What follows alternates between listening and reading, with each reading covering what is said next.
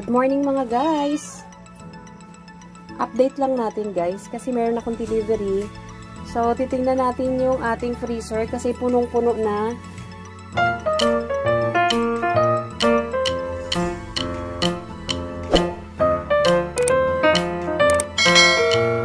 So hindi ko alam kung saan ko ilalagay ito. Ayan, puno na. Ito yun, punong-puno na. So meron akong delivering manok. 20 kilos. So, hindi ko alam kung saan ko ilalagay ito. Kaya, titingnan natin. Kasi, kailangan natin ilalagay sa freezer yung manok na 20 kilos na binili ko. So, yan guys, yung aking pinadeliver ngayong umaga. Ito yun, 20 kilos na magnolia manok. Ito. So, at saka ito, 3 kilos na atay ng manok. Hindi ko alam kung saan ko ilalagay. Siguro, ang gagawin natin, yung hindi tayo magtitinda ng ice ngayon. So, ayan yung 3 kilos na atay natin. Ayun. So, ang gagawin siguro natin, bubuksan natin yung isang ref natin. Yung tatanggalin natin yung ice at saka yung ice water. So, kasi tag-ulan naman ngayon. Kanina umulan, ngayon natigil na naman uli. So, yun siguro ang tatanggalin natin at ilalagay natin yung ibang mga hotdog. Saka ito ang ilalagay natin sa freezer. So, ito yun guys. Meron din na tayong dagdag. Meron tayong Royal. Meron tayong Coke Zero. Meron tayong Coke mismo at saka Sprite. Ayan. Ito yung dinagdag natin kanina. Ngayong umaga lang na delivery. Hindi na ako magpapakita guys kasi wala pang ligo yung lola mo. And then, meron tayong ito, kasama pa rin to, yung aking alaga.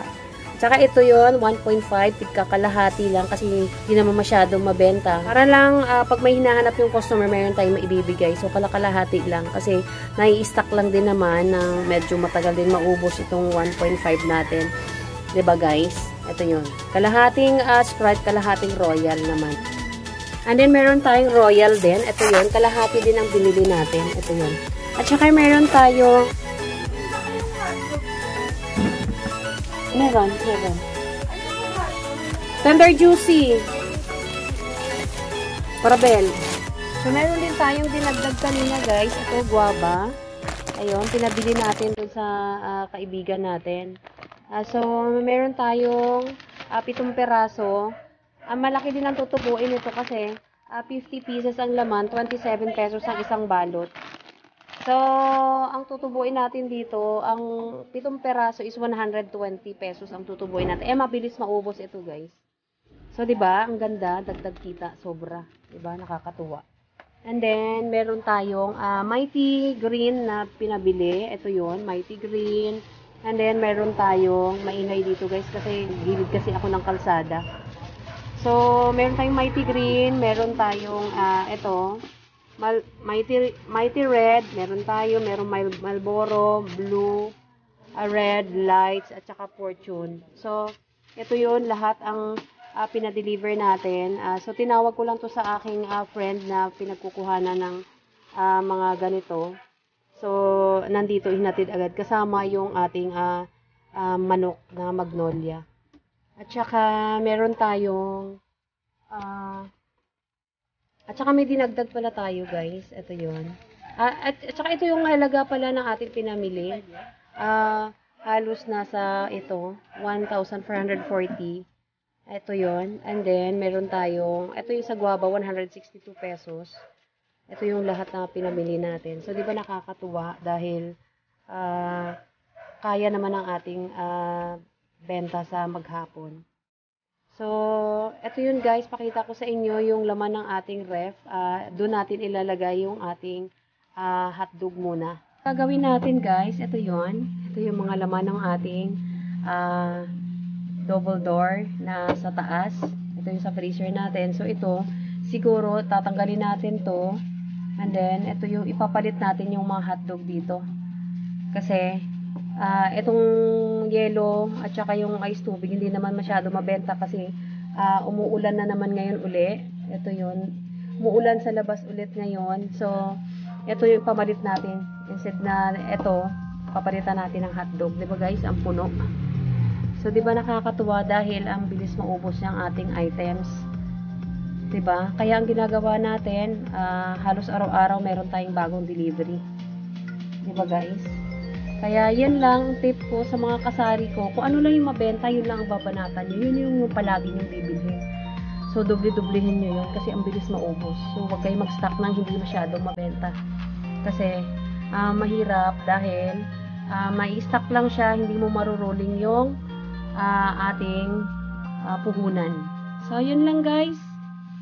Hanggang dito lang tayo ang aking iba-vlog ngayong umaga. Kasi gawa ng aking delivery. So, ito yon. Kaya nag-iisip ako kung bibili ako ng panibagong freezer ulit. Kasi, dahil puno. Ayan. Dito ko ilalagay yung ating manok.